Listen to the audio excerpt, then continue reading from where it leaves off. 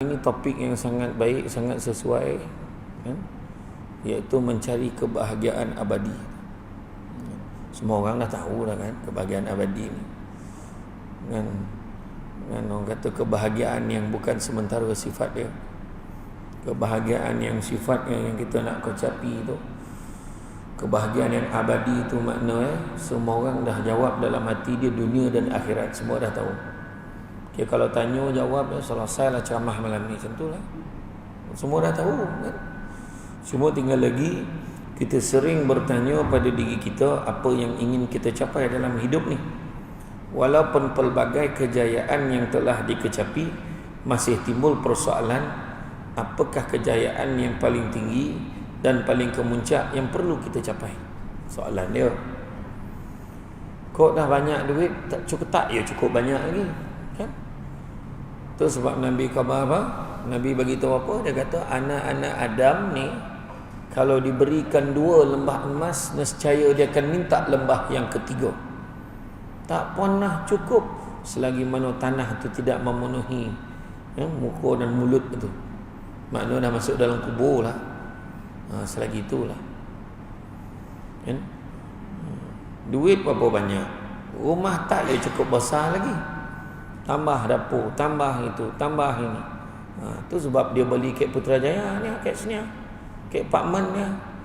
Tak ada heboh nak tambah apa lagi, nak extend lagi, nak lebarkan sampai ke apa. Macam mana nak buat tu? Kena banyak belanja tu kan. Memadai lah dengan apa yang ada kan. Kereta tukar daripada kocik bertambah besar, bertambah lebar, bertambah besar, bertambah lebar. Sudah lori bawa mana kan? Tak cukup besar lagi kan. Motor makin lama makin marak, makin azab tengok bawa motor tu. Makin lebar. Orang elok relax bawa macam ni, dia macam ni lah bawa. Sian nampak. Baik tak kan? Makna tak pernah selesai keinginan manusia ni. Tetapi adakah bahagia? Itu sebab anak-anak kita ni jangan diajar tentang kaya. Sebab jangan ajar tentang kaya, tapi ajar tentang bahagia. Sebab akhirnya anak-anak kita besok tak akan menilai semua benda dengan harganya. Dia akan nilainya dengan kebahagiaan. Sudah bila dah duduk Putrajaya 2 tahun, terkurung, teringat nak balik kampung. Walau macam manalah dia buat konsep Garden City, siap pokok laman yang pepohonan hijau dan melambai kan. Kek Putrajaya tak sama dengan kita balik kampung kita kan. Biarlah pokok tu pelopah dah mati pun tak apa, tetap nak balik kampung. Itulah makna tak bahagia jugalah. Duit banyak, kereta besar, aircon ni menabut kan, sejuk tu mengelatuk dia, sejuk tu tak bahagia kat lagi. Ada lagi apa lagi aku nak cari ni, apa lagi aku nak cari tu. Kalau kita tengok orang barat kan, orang yang tak, orang ni yang bukan Islam ni lah, dia nak bahagia, dia wujudkan taman tema. Dia pergi timpak tu, dia naik lah roller coaster tu, dia naik ni, kejap laju, kejap perlahan, kejap laju, kejap perlahan, lepas tu naik pula ni, kolak balik, dah paning dia balik. Tak selesai kan. Ada lah yang mati kat situ tu lagi satu hal. Bungee jumping kan tak ada kerja tu, yang meloncek daripada jambatan setinggi-tinggi tu kan. Ada yang terjun lupa lah ikat kaki tu semua lah tu kan. Jadi apakah kita telah mencapainya ataupun belum? Maka pada malam ini kita berkongsi untuk merenung apa yang dikatakan sebagai mencapai kebahagiaan abadi itu, mencari kebahagiaan abadi itu menurut apa yang ditulis oleh Imam Al-Ghazali di dalam salah satu kitabnya, iaitu Al-Iqtisad fil Al-I'tiqad. Apa tulisannya? Dia kata perkara yang terpenting bagi sekalian makhluk ialah untuk mencapai kebahagiaan abadi di akhirat dan untuk menyelamatkan diri dari kebinasaan yang berkekalan di sana. Untuk tujuan itulah para nabi datang membawa perkhabaran yang memberitahu manusia bahawa mereka sekaliannya adalah makhluk ciptaan Allah dan bagi Allah ada hak-hak dan tanggungjawab yang mesti mereka tunaikan semasa hayat mereka di dunia ini.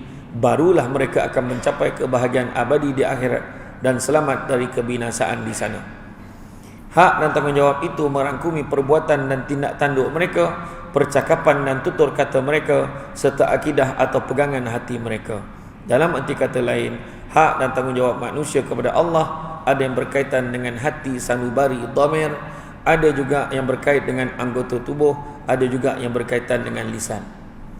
Sesiapa yang lidahnya tidak bertutur dengan perkataan yang benar, dalam hati sanubarinya tidak tersimpan akidah yang benar, dan anggota tubuhnya tidak dihias dengan amal soleh, dia sedang menuju ke neraka dan kesudahannya ialah binasa.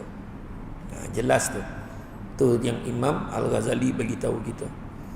Dalam pesanan Imam Al-Ghazali ini memberi panduan kepada kita bagaimana untuk hidup di atas muka bumi ini, di dunia ini dengan kehidupan yang boleh membahagiakan kita di kemudian hari nanti. Itu Imam Ghazali beritahu kita. Pertama, dia ajar kita tentang tujuan hidup. Dia macam, saya selalu bagi analogi ni, gambaran dia macam kita beli telefon. Macam kita beli handphone kan. Bila beli handphone, keluarkan daripada kotak tu kan, kita dah pasang screen protector, dah ada casing, dah ada dah punya housing ada ke housing, tak ada dah casing lah kan. Lama waktu tu casing dah kan. Jadi bila dah ada tu, benda pertama lepas kita on handphone tu, benda pertama yang kita akan godek hari pertama adalah setting. Volume nak macam mana, screen saver dia, wallpaper dia letak gambar apa, ringtone ni macam mana, kalau message masuk bunyi apa. Lepas tu setting pula azan bunyi kan, azan subuh tu tambah dia buat kuat sikit, alam yang kena bunyi lagu apa biar dia terjaga tanpa ganjat pagi tu kan. Semua dia setting. Tapi setting ni usik hari-hari tak? Hari pertama je kita usik. Kita usik sebab lepas tu kita akan ikutlah apa yang kita dah settingkan tu. Tiba-tiba dalam pertengahan baru 2-3 bulan pakai, tiba-tiba kelabu pula handphone. Apa lah kono skrin ni gelap ni, kita usik balik setting tu, torangkan balik. Tak? Maknanya perbetulkan balik niat tujuan hidup kita atas dunia ni. Macam tu lah. Hidup kita ni pun nak setting. So kalau kita rasa dah lari arah tuju, betulkan balik setting tu. Betulkan. Dan Nabi kata, sesungguhnya anak-anak Adam ni apa dia kata? Sesungguhnya manusia tu apa? Sesungguhnya manusia itu berdosa. Dan sebaik-baik manusia yang berdosa adalah bertaubat kepada Allah. Itu saja. Memang kita berdosa. Ini tahniah lah. Sebab dalam kita berdosa tu kita pilih datang ke surau Fatur Rahman. Itulah tempat yang paling baik sekali.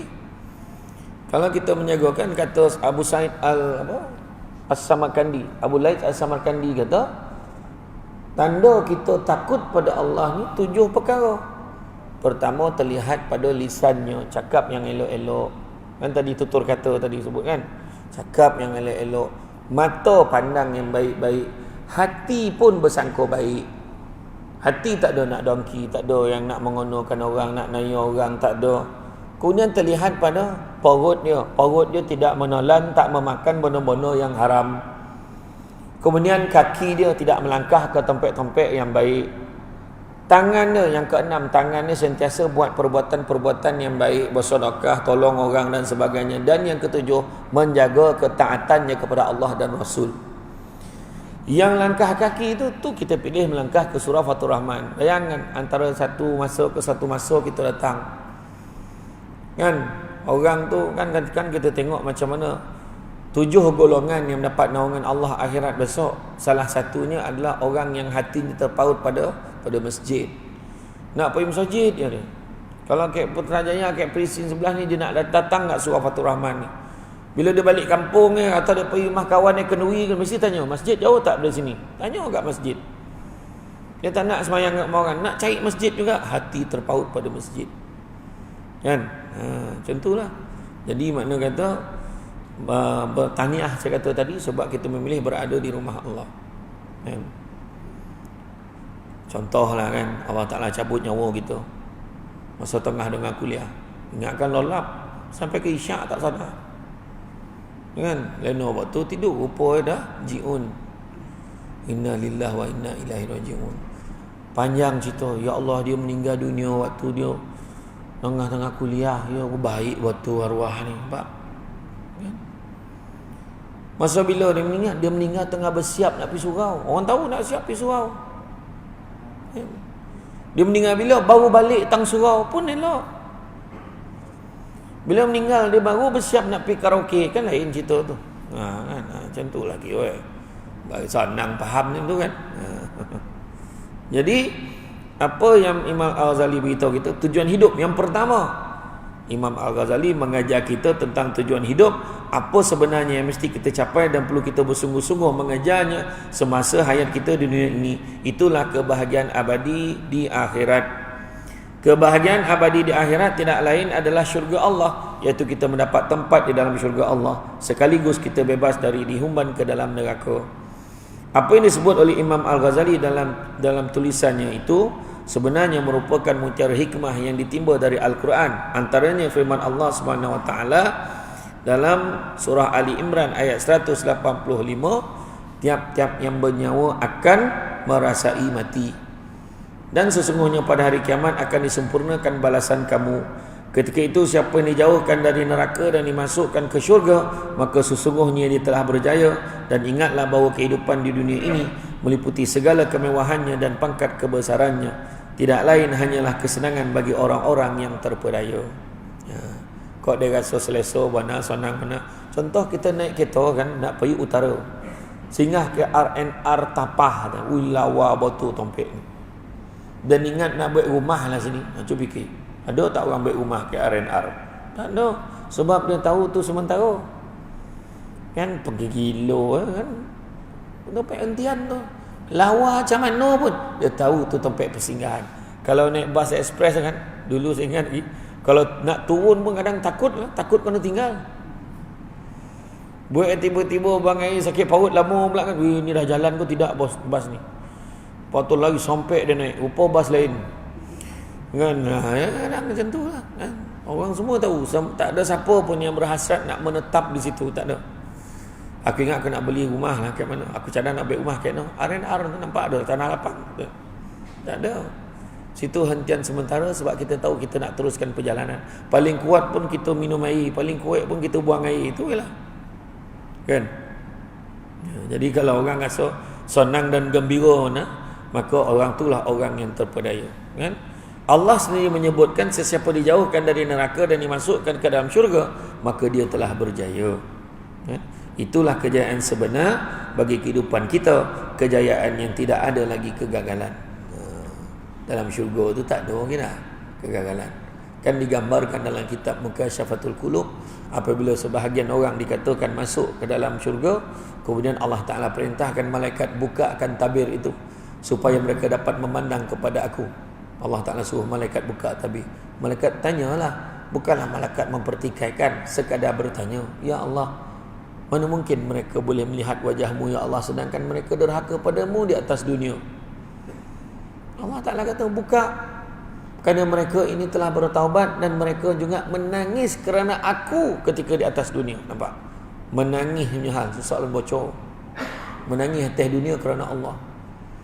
Maka bila ditarik salak tabir itu, semua sujud. Allah Ta'ala kata, bangunlah kalian semua. Wahai hamba-Ku, bangkitlah, bangunlah. Sesungguhnya di sini bukan tempat bersujud, sini bukan tempat beramal. Apakah kamu tidak rela kepada aku?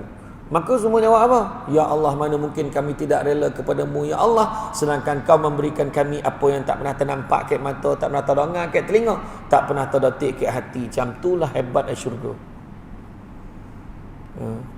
Sujud semua automatik, bangun. Ni bukan tempat sujud, bukan tempat beramal. Syurga tu dah tak ada kegagalan. Kau berdosa mengumpet, tak ada. Dalam syurga mengumpet lah, mengumpet sampai tidur, tak apa, tak ada masalah dah. Minumlah, apa minuman, minum. Kat hotel yang saya ada tengok, satu hotel tu package buka puasa 36 jenis air dihidangkan. Gila betul. Lepas minum 36 tu langsung lupa nama dia siapa. Punya banyak air kan.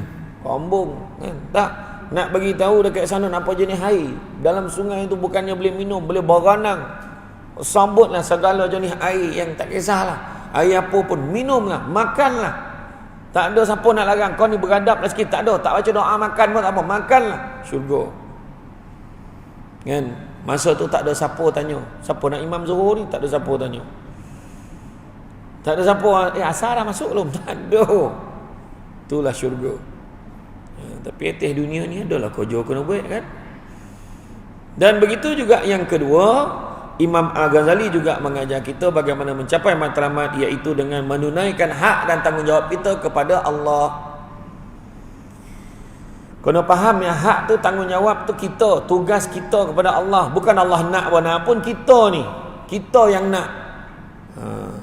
Manusia ni nak kerja 3 benda dalam hidup. Pertama, kerja apa yang disebut sebagai hidayah, supaya dapat beza mana buruk mana baik.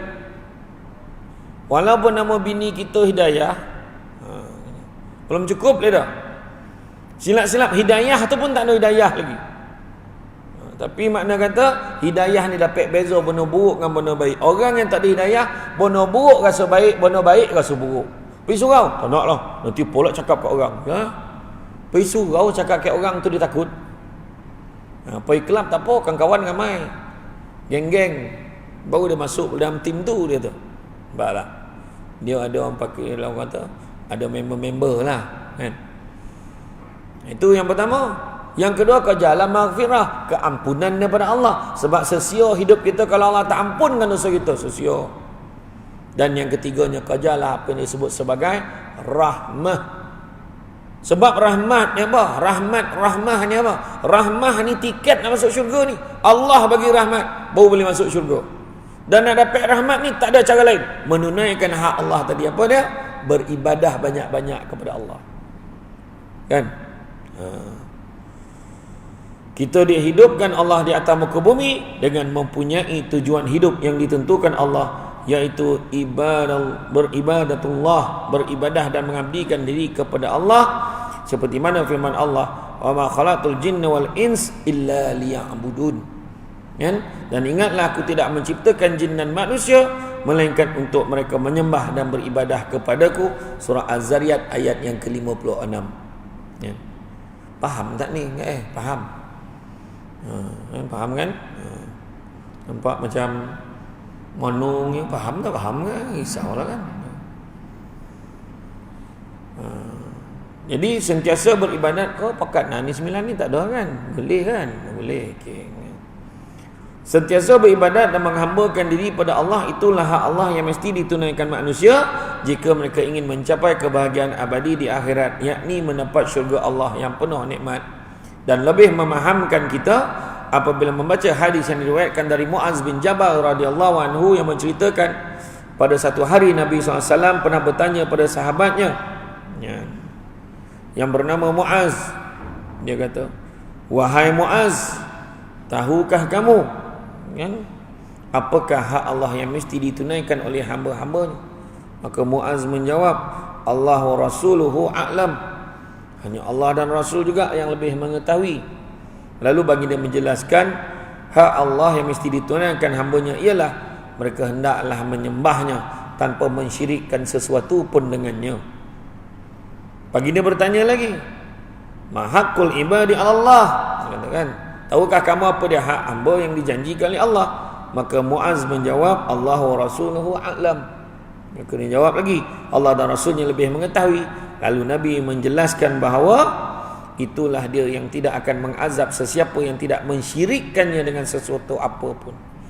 Hadis riwayat Bukhari dan Muslim. Maka jelaslah kepada kita bahawa kebahagiaan abadi di akhirat hanya akan kita perolehi seandainya kita terus mengabdikan diri kita kepada Allah, menyembah Allah tanpa jemu hingga tiba saat kematian kita. Kan? Hanya dengan itu saja kita akan selamat dari azab Allah dan nerakanya, dan kita mendapat tempat dalam syurga Allah yang kekal abadi. Ada orang tanya saya semalam, macam mana kalau kita buat masa ni, ada orang cakap masa ni dia nak fokus pada kerja dulu, dia kata.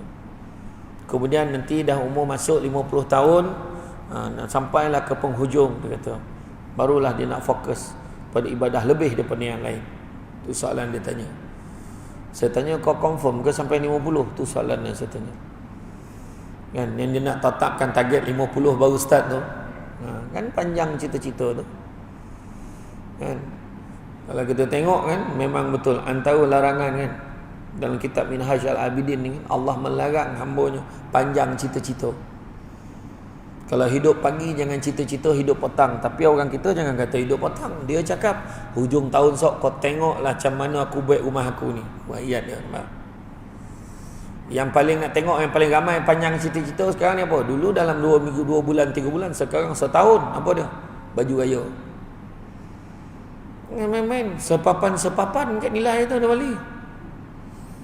Dia tampah siap awal. Macam awal tak baju dan cantik kan? Alamak. Ini baju ni kalau pakai pagi raya ni buntang orang prisin seboleh. Jangan main. Sekali PKP padan muka kau. Kan kau punya belagak kan. Kan punya dah ceria dah testing PKP. Saya pergi Melbourne tu, orang saudara-saudara Islam kita yang duduk sana kan dia kata apa? Kita orang memang tak beli baju raya ustaz, rugi kita. Asal raya mesti bersajuk tu. Memang pakai jaketnya.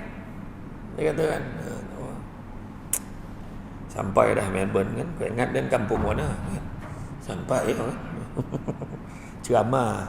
Kalau tak sebab ceramah tu tak pula kan. Tapi betul lah kan, kesementaraan kadang kita panjang cita-cita kan. Tempah baju kita rasa yakin mana lah pakai baju ni pergi raya. Tak, tu sebab kita kena lapik cakap kita tu. Kalau ada rezeki ingat nak pergi umrah bulan ni, macam tu ayat dia kan. Tak sabar ni. Kau tengoklah hujung bulan ni dan kirimkan gambar kat kau. Kau tengok gambar dan akan bergambar background dan Kaabah yang main-main. Ayat dia. Seminggu sebelum koma, jago-jago dah habis waktu. Contoh. Macam hari tu kan ramai orang itu kan menyatakan penyesalan hari tu dia boleh pergi, dia tak nak pergi. Masa PKP tu kan, syukur benar dah rasa kalau siapa yang dah pergi tu, siapa yang tak pergi. Ya Allah mujur juga. Tuan-tuan perasan tak satu benda yang Allah tunjuk waktu PKP tu?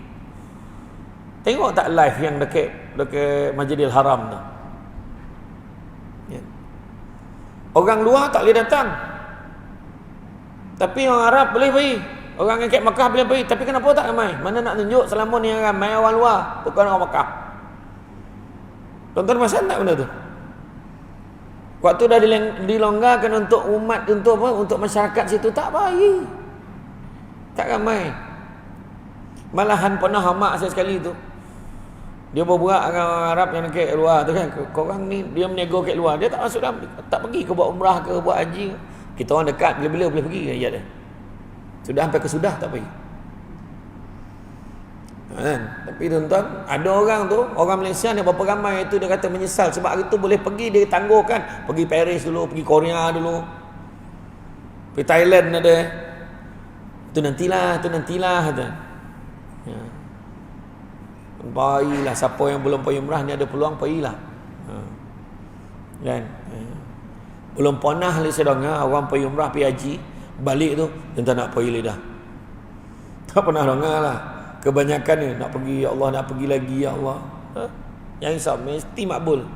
Kalau siapa cakap nak pergi lagi, insya-Allah Allah makbulkan. Yang hari tu setakat bulan Lepas boleh buat umrah sekali je. Setakat bulan Lepas. Sudah bayang dah lah sekali je. Boleh buat umrah sekali. Contohnya katalah hari ni hari Selasa, kita dijadualkan ambil umrah hari Khamis misalnya. Esok flight pagi contohlah. Tiba-tiba flight delay, malam besok pun naik flight. Sampai sana dah terlepas waktu umrah tu, maka tak boleh buat umrah. Kau pergilah ziarah je. Boleh semayang je dalam tu. Tapi yang terbaru dah boleh dah. Ni berita yang terkini. Hari tu dah lah macam tu. Tu yang kita nasihatkan masuk Madinah dulu. Takut terlepas waktu umrah kan. Masuk Madinah dulu, kemudian baru pergi Jeddah. Tapi alhamdulillah sekarang dah boleh. Bila kita dah habis tu, kita boleh daftar terus. Habis je, kita boleh daftar nak buat umrah lagi. Maka dia akan bagi date, dan masa pukul berapa. Jadi boleh lah. Dia macam MySejahtera jugalah. Tapi kita kena booking lah. Jadi dia akan bagi. Dan alhamdulillah kita pun dapat makluman yang terkini. Airport Madinah pun dah buka. Alhamdulillah. Dan ziarah pun nampak dah boleh dah. Itu sebabnya saya nasihatkan siapa yang nak pergi, kalau nak pergi musim sejuk adalah boleh pergi ni, tak ada masalah pun. Cuma siapa yang nak pergi, paling cantik sekali tahun depan lah. Sebab apa? Saya jangka lah bulan 12 ni akan ada lagi peraturan-peraturan baru yang akan dikeluarkan. Macam hari tu mula-mula tu 14 hari kuarantin sampai sini. Yang terbaru sekarang ni 7 hari. InsyaAllah mudah-mudahan kurang lagi. Setakat ni upacara menjolok hidung tu masih berlangsung. Itu yang tak terdaya tu. Kan tak balance. Sengit jalan dah kan. Baik macam mana kan? Itulah dia. Yang saya difahamkan lah, yang ambil Sinovac kena ambil satu lagi booster. Kan? Yang Pfizer okey, tak ada masalah. Kan? Tapi 6 bulan. Pfizer dan juga AstraZeneca. Dan sekarang ni yang bagus juga hikmah dia, dekat Sanun, dekat bilik tak ada lagi dah duduk ramai-ramai. Bilik kebanyakan 2 orang. Melainkan permintaan kalau family kita bagi 4 orang. Yang nanti boleh ambil flyer sikit luar tu kan. Siapa yang nak pergi dengan Mikela Travel, Al Mikela Travel, yang bagusnya hotel yang paling jauh sekali 100 meter. Hotel yang paling dokek 50 meter. Nak dokek lagi tidur dalam masjid. Tosah dokek tak ada jarak tu dah. Tapi masalah dia apa? Peraturan yang terkini. Daripada itu lepas semayang keluar, tak boleh iktikaf dalam tu. Bagi orang lain pula masuk. Kita nak ngelakkan kesesakan dalam tu lah. Kan? Jadi package dia saya nak bagi tak kisahlah tuan-tuan dan puan-puan nak pergi dengan package travel mana pun tak ada masalah. Cuma hati-hati. Tidak ada package yang boleh bawah daripada 6990. Itu ditetapkan oleh Kementerian Pelancongan. Kau ada yang kau mahal 5,000 ya kan, bohong. Ada harapan tu. Tawaf KKLI. Hati-hati ya. Hati-hati. Beriyo gantar. Besok dah sampai dah balik. Bukan kau pergi umrah, kau balik hari je. Tak ada kau nak tipu. Balik hari apa kan? Tu dia. Jadi makna kata selagi kita boleh buat, ada peluang pergilah tuan-tuan. Pergilah. Ni dah longgar balik ni. Cuma tinggal lagi saya nampak teratur lah. Kemas tak adalah berasak-rasak macam dulu kan. Maknanya ingat dalam tengoklah sekarang apa hotel tu. Hotel tu sebab saya dah pergi. Saya tengok sendiri dan saya jumpa sendiri manager hotel. Balik-balik tu saya masa tu bayangkan saya pergi umrah tu untuk confirm dengan bilik ni.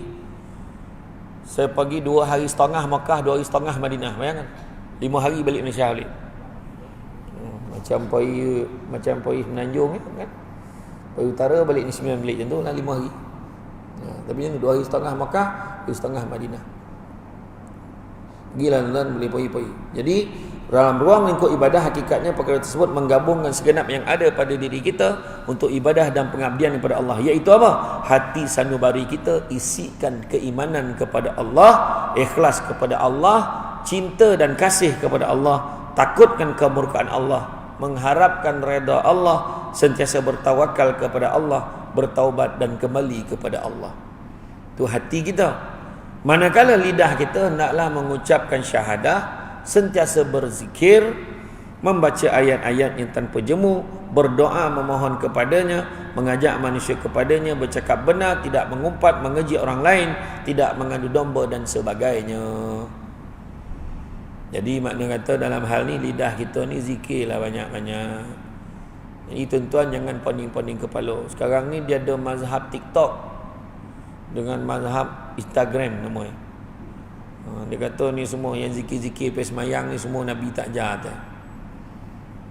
Jadi tuan-tuan jangan poning kepala. Zikirlah tuan-tuan. Zikir. Apa imam bawa tu kita ikut je. Sudahnya Al-Fatihah, doa sesama. Tu ya. Kenduri tahlil, lah tak ada masalah. Zaman Nabi tak buat tu. Bid'ah, semua bid'ah. Cakap dengan dia jangan pakai telefon. Naik unta je. Banyak sekadar kan. Yalah, dalam hal ni sebenarnya kalau kita tengok tahlil, kenduri tahlil tu. Bila kita duduk dalam kenduri tahlil tu, kita berzikir. La ilaha illallah, la ilaha illallah. Duduk seorang belum tentu lagi buat. Kan? Kalau buat pun tak banyak lah. La ilaha illallah tu lah skotul. Dia tengah marah tu lah, pek skotul tu lah. Kan? Jadi kat situ la ilaha illallah. Dapat tuan-tuan pergi pondok Seremban kan. Pergi imam-imam Seremban ni tak ada sikit dah. Siapa pernah pergi kenduri kat Seremban tengoklah. La ilaha illallah 1000 kali balun. Dah hilang-hilang lutut baru doa. Macam tu. Ya. Betul. Kan? Sebab kata arwah mufti tu, Syekh Murtada dulu kata, pebondo zikir sikit-sikit tu. Tak berbaloi lu udang galah dapur tu. Kan? Iyo, tukang masak yang masak pun tak habis ponek lidah dah doa. Lah dah makan dah. Tak ada lah, bukan tu lah sebabnya, cuma kita zikirlah banyak-banyak. Kan? Itu lidah. Yang ketiganya, anggota badan kita hendaklah dihiasi dengan amal soleh. Seperti solat fardu, solat sunat, puasa fardu, puasa sunat, zakat, sedekah, wakaf, haji, umrah, jihad, dakwah, menolong orang susah dan sebagainya. Jadi ada orang tanya mana satu yang betul? Ada orang cakap cari kebahagiaan dunia, jangan lupa akhirat. Yang satu lagi kata cari akhirat, jangan lupa dunia. Mana satu? Maka jawapannya Allah Ta'ala berfirman, dan carilah apa yang dianugerahkan Allah kepadamu, kebahagiaan negeri akhirat, dan janganlah kamu melupakan bahagianmu dari kenikmatan duniawi, dan berbuat baiklah kepada orang lain sebagaimana Allah telah berbuat baik kepadamu, dan janganlah kamu berbuat kerosakan di muka bumi, sesungguhnya Allah tidak menyukai orang-orang yang berbuat kerosakan. Surah Al-Qasas ayat yang ke-77. Kalau kita baca lah kan dalam surah Asy-Syura ayat yang ke-20 kan, Allah Ta'ala beritahu, barang siapa yang mengejar keberuntungan dunia, ini barang siapa yang mengejarkan keberuntungan akhirat, nescaya kami akan tambahkan keberuntungannya itu. Maknanya dunia pun dapat. Siapa kejar akhirat, dunia pun dapat. Tapi barang siapa yang mengejar keberuntungan dunia, nescaya kami akan berikan sebahagian sahaja daripada keuntungan dunia itu, malahan tidak akan ada satu bahagian pun untuknya di akhirat kelak. Mana satu? Maknanya kerja akhirat, dunia pun dapat. Tuan-tuan datang ni ada dapat dunia, dapat. Risau. Balik kan dah siap balik rumah. Dah siap nasi ni. Lauk kotam masih bila balik ni? Alah memang dah ada bang. Bang, rezeki. Ada dunia pun dapat. Kan? Baru terbayang tadi tengah sujud tadi, baru terbayang king crab. Kan? Balik dapat crab, jadilah bukan king, dapat queen crab, tak apalah. Kan son of crab, jadilah. Tak apa. Makna kata nak menunjukkan kepada kita, Allah Ta'ala suruh kita kerja akhirat. Itu jawapan Allah dah bagi. Dan memang tabiat manusia tak pernah puas dengan apa yang dimilikinya, selalu saja nak memiliki lebih dari sekadar yang dimilikinya saat ini. Dunia memang akan terus menggoda siapa saja yang berada di dalamnya. Betul, semua sementara. Tapi kita nak benar kerja kan. Nak pun nak kereta, dia nak nak kereta tu, sekali dah balik duduk nak kereta tu, mulalah rasah gelisah setelah bayaran kali pertama dibuat. Ya. Sementara rumah besar lawa, Putrajaya, Prisin. Kan kali berlambak rumah lagi banyak naik kan, banyak rumah baru. Mana tak kena. Itu harta. Kan? Tu belum cerita jawatan, pangkat lagi sementara. Tuan-tuan bayangkan pilihan raya tu. Satu kali colop, tiga Perdana Menteri dapat. Man, jimat masuk. Kan? Main-main. Tuan-tuan, poning tak poning. Kan? Allah Ta'ala tunjuk kat kita. Kan? Tu buka bot gitu. Poning. Dia tak belajar tau. Dia kan Nabi kata, orang yang cerdik, dia tidak akan membenarkan dirinya jatuh ke dalam lubang yang sama 2 kali. Nabi kata dah. Tak, berpuluh kali macam tu je. Kan?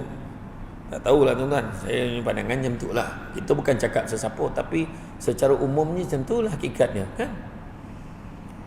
Ketua kampung pun bertukar sementara. Menteri bertukar, menteri besar bertukar, semua bertukar, wakil rakyat pun bertukar. Nak cakap apa? Jawatan jadi pengarah, tiba-tiba dah duduk belakang sekali, pencen. Kan? Dulu main kan pangkat. Sains Samsul debat dulu. Pengarah undang-undang main-main. Azan.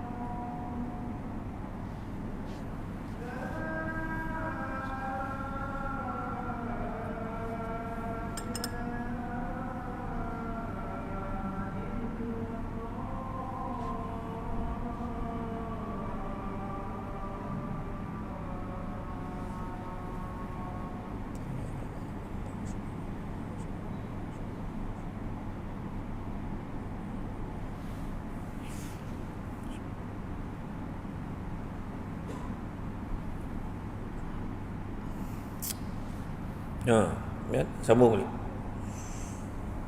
Jadi saya pun dulu pernah jadi pengarah, masuk di pengarah kan, di pengarah. Tapi sampai masuk pencen, dapat kad pesara, tunjuk kat hotel dapat 10% diskaun.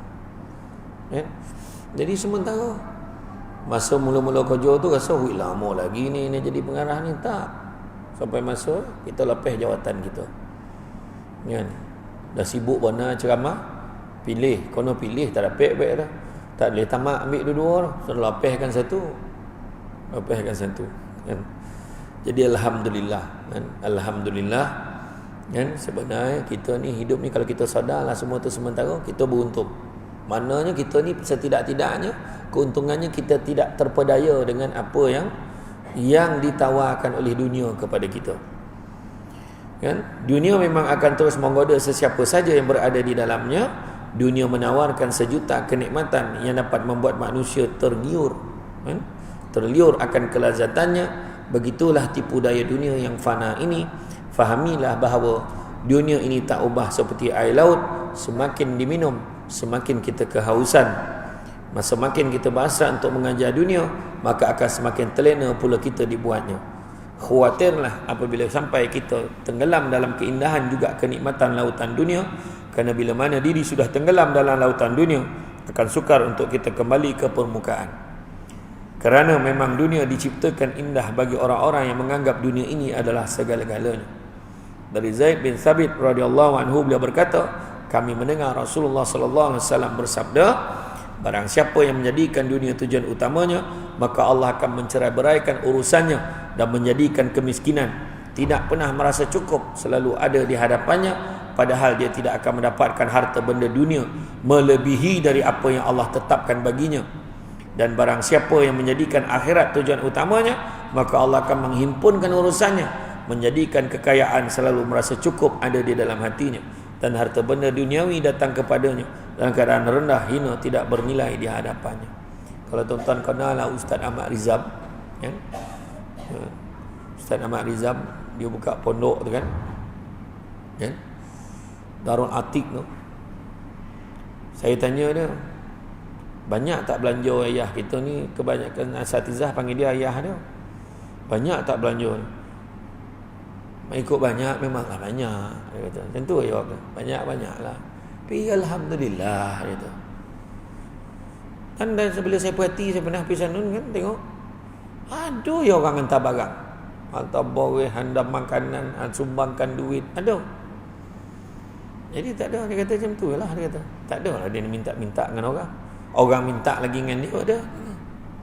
Itulah dia. Cukup kan ingat Allah banyak-banyak. Kan Nabi kata orang yang paling kaya bukan orang yang banyak duit. Orang yang paling kaya adalah orang yang sentiasa merasa cukup dengan apa yang dia ada. Tentulah. Ya? Maka hadis ini menunjukkan keutamaan cinta pada akhirat dan zuhud dalam kehidupan dunia, serta celaan dan ancaman besar bagi orang yang terlalu bercita-cita mengejar harta benda duniawi. Apakah perkara penting yang terkandung di dalam hadis ini? Orang yang cinta pada akhirat akan memperolehi rezeki yang telah Allah tetapkan baginya di dunia tanpa bersusah payah. Berbeza dengan orang yang terlalu bercita-cita mengejar dunia. Dia akan memperolehinya dengan susah payah zahir dan batin. Salah seorang ulama salaf berkata, barang siapa mencintai dunia secara berlebihan, maka hendaklah dia mempersiapkan dirinya untuk menanggung pelbagai macam musibah penderitaan. Imam Ibn Qayyim Al-Jauziyah berkata, orang mencintai dunia secara berlebihan tidak akan lepas dari 3 macam penderitaan. Apakah dia? Kekalutan fikiran yang selalu menyertainya, kepayahan yang tiada henti, dan penyesalan yang tidak berakhir. Perkara ini disebabkan oleh orang yang mencintai dunia secara berlebihan, dan jika telah mendapatkan sebahagian dari harta benda duniawi, maka nafsunya tidak pernah puas dan terus bercita-cita mengejar yang lebih daripada itu. Sebagaimana dalam hadis yang sahih, Rasulullah SAW bersabda, seandainya seorang manusia memiliki 2 lembah emas, maka dia pasti bercita-cita mencari lembah yang ketiga. Kekayaan yang hakiki adalah kekayaan di dalam jiwa, dalam hati sanubari kita. Rasulullah SAW bersabda, bukanlah kekayaan itu dengan banyaknya harta benda, tapi kekayaan yang hakiki adalah kekayaan di dalam jiwa. Kebahagiaan hidup dan keberuntungan dunia akhirat hanyalah bagi orang yang cinta pada Allah dan hari akhirat. Sebagaimana sabda Rasulullah SAW bersabda, sungguh sangat beruntung seseorang yang berada di dalam Islam, kemudian mendapat rezeki yang secukupnya, dan Allah menganugerahkan kepadanya sifat qanaah, iaitu merasa cukup dan puas dengan rezeki yang Allah berikan kepadanya. Maka sifat yang mulia ini dimiliki sempurna oleh para sahabat Rasulullah SAW, dan inilah menjadikan mereka lebih utama dan mulia di sisi Allah dibandingkan generasi yang datang setelah mereka. Ibnu Mas'ud radhiyallahu anhu berkata, kalian lebih banyak berpuasa, salat dan lebih sungguh-sungguh dalam beribadah dibandingkan para sahabat Rasulullah SAW, tapi mereka lebih baik, lebih utama di sisi Allah daripada kalian. Ada yang bertanya, kenapa boleh demikian? Wahai Abu Abdurrahman, Ibnu Mas'ud berkata, kerana mereka lebih zuhud dalam kehidupan dunia dan lebih cinta kepada akhirat. Macam mana pun kita bersungguh semayang, tak boleh lawan dia orang berzuhud tu. Tang dia tinggalkan, dia tak ada selera benar kat dunia ni. Kau ada lah, tak ada lah. Tak ada dia paning-paning dah. Kan? Lebih banyak manakah yang kita pelajari selama ini? Soal dunia atau akhirat? Sejak kecil sampailah kau besar, sampai ke tua, mana yang lebih banyak? Waktu bekerja, mana lebih banyak? Dunia ke akhirat? Kan kalau kita tengok akhirat ni, kita cakap kita utama akhirat, tapi perbuatan kita nampak macam melebihkan dunia. Kalau ikut kuliah Quran, ikut kuliah agama, paling banyak berapa kali? Mungkin sekali seminggu, mungkin. Kan? Yang lain tu semua dunia. Dalam semayang kan, kita semayang berapa minit? 5 minit. Katalah 5 minit. Campurlah zikir dengan doa, ambillah 10 minit satu salat. Kan? 5 salat baru 50, ambillah sejam. Lagi 23 jam lagi dunia. Kan? Itulah dia. Jadi tak semualah. Ni contohlah, kalau kira-kira mudah lah kan. Orang sini baik-baik saya tahu. Kan? Jadi kerana memegang prinsip cari dunia jangan lupa akhirat, prinsip ini pun membuatkan pemikiran kita sedang kadang-kadang kita tak sadar kita meletakkan dunia terlebih dahulu. Kita lebih senang dalam media sosial membicarakan soal pekerjaan, bisnes, pemakanan, pelancongan. Tunjuk dia pergi melancong ke mana, tunjuk apa makanan yang dimakan, kan? Percutian, hiburan, hobi dan sebagainya. Dalam kehidupan seharian kadang-kadang kita mengutamakan urusan dunia dan perhiasannya. Lalu tiba-tiba inna lillah, kan? Pada ketika itulah barulah kita faham, apalah aku ni banyak habiskan masa kat dunia ni. Berapa ramai orang bersiar-siar di atas dunia, dan akhirnya ketika nyawanya dipanggil, pada ketika itu barulah dia perasan yang bekalan nak bawa ke akhirat masih lagi kosong. Itulah yang kita tak nak, ya. Padahal dalam Quran pun ada beritahu, ya, carilah apa yang telah dianugerahkan Allah kepadamu, yakni kebahagiaan negeri akhirat, dan jangan melupakan bahagianmu kenikmatan dunia, dan buat baiklah pada orang lain sebagaimana Allah buat baik kepadamu. Jangan buat kerosakan di muka bumi. Di mana ayat tadilah, surah Al-Qasas ayat ke-77. Oleh kerana itu, ubahlah cara pandang hidup kita, isi pemikiran dan jiwa kita. Oleh kerana itu, mari jadikan apa juga yang kita lakukan pada hari ini sebagai jambatan ke syurga. Tak salah ambil dunia, tapi untuk tujuan akhirat. Boleh kereta sebab apa? Mudah pergi masjid, mudah nak pergi surau, mudah pergi kuliah. Nampak tak? Kumpul duit banyak, senang nak sedekah, so banyak boleh bagi ke masjid, banyak boleh bagi ke orang. Macam tu. Semua tujuan akhirat kan. Boleh baju apa? Senang buat salat ni, baju ni okey ni, katakan. Contoh, untuk tujuan akhirat juga. Kan? Buat kau kumpul banyak apa? Nak pergi Mekah. Susahnya tak ada orang bertikai dah. Senyap orang tu. Kau kumpul duit banyak apa? Dia nak pergi Mekah. Oh ya kau. Okey. Ya. Habis orang tu. Cakap apa? Kumpul duit banyak, banyak apa? Jangan nak pergi ni. Pergi Manchester. Kan? Sebab lepas ni tak pergi Anfield lah, Anfield. Kat Manchester dah kalah dia tu kan. Pergi Anfield pula kan. Dan sebab apa? Baik apa? Orang cakap daripada kau pergi sana, baik kau pergi Makkah. Orang tu lah cakap, dia nak pergi dah Makkah, nak pergi tu. Contoh lah. Jadi makna kata, pertikaian itu kan, kita tengok balik kita utamakan apa. Oleh kerana itu, jadikanlah ia sebagai satu jambatan, jadikan sebagai sarana untuk ke syurga. Jadikan keluarga kita ni juga, persiapkan mereka untuk menuju ke syurga. Jadikan harta sebagai alat ke syurga. Jadikan persahabatan dan kejiranan masyarakat kita sebagai media untuk ke syurga, dengan prinsip mengutamakan akhirat, tidak melupakan dunia. Maka demikianlah dengan ilmu dan makrifah kita dapat memahami hakikat hidup, dan dapat berjalan di jalan yang lurus, dan dapat berjalan di atas dunia ini tanpa kita melupakan kepada Allah dan Rasul. Itulah yang paling penting. Jadi tuan-tuan dan puan rahmati Allah sekalian, sesungguhnya dunia kita ni sementara sifatnya. Apatah lagi yang ada dalam dunia, lebih lagi lah sementara.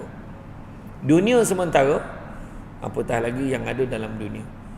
Ketika peristiwa Isra' dan Mi'raj, Nabi jumpa perempuan tua bongkok 3. Apa Jibril kata? Itulah dunia wahai Muhammad. Dah tua wana dah, tunggu masa nak kiamat. Zaman Nabi dunia dah tua, zaman kita lebih lagi. Ni yang COVID ni takkan tak faham, kan? Tuan-tuan tengoklah balik kan, apa yang warning Allah Ta'ala bagi. Apa warning Allah Ta'ala bagi kan. Sebab terlalu banyak tuan-tuan tengok dekat luar negara macam mana orang memperlakukan orang Islam. Tak pernah berlaku dalam sejarah Presiden US satu penggal jatuh sebab macam mana dia layan orang Islam.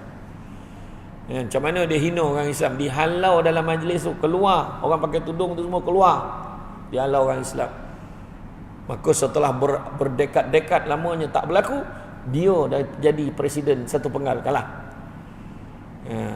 Bukan Hana Bona lawan sama bangang itu, Biden tu sama lah. Kan? Tapi Tuhan nak tunjuk dia kalah. Daripada orang sepandai-pandai dia lah, cerdik dalam niaga tu, bisnes kepala otak pandai tu kan. Kalah, makna dia letakkan sehina-hina tempat, tak boleh timur lah tu kalah. Lagi orang galakkan dia. Kan? Tu cakap tu tadi. Kan? Apa yang berlaku? Macam-macam. Orang hina Quran, orang hina agama, hina Nabi. Berapa banyak buat? Kan? Orang hina kalimah Allah macam mana? Dalam negara kita sendiri tengok macam mana? Berapa banyak kerosakan berlaku? Berapa banyak? Kan? Masjid-masjid dia kata apa? Apa? Tuan-tuan tengok balik. Apa yang berlaku? Tuan-tuan tengoklah. Hina agama, hina apa? Tu belum cerita lagi. Salah satu Nabi kata apa? Memberikan urusan umum pada mereka yang bodoh. Kata ayat orang yang tak ada ilmu pegang jawatan. Saya tak sebut sesiapa lah. Semua peringkat lah, semua peringkat. Tuan-tuan fikirlah sendiri. Torang nampak tak cerdik kan? Tak ni general, saya tak sebut sesiapa, general. Bukan general perang dah, bukan general angkatan tentera. Ni maksud saya generally, umumnya macam tu. Kan? Ya. Tu belum cerita lagi. Dah elok senapang sibuk nak jadi perempuan. Faham tak kan? Macam tu. Tak ke pening kat KLA pakai jubah, tiba-tiba depan Kaabah pakai telokong, tak pening ke? Lepas tu Syekh cakap tu tak ada apa-apa pun jadi. Kau cabar siapa? Dia masuk dalam media sosial tu, dia cabar siapa? Cakap kan? Maka Allah Ta'ala sebut dalam surah Az-Zumar ayat 53 apa dia?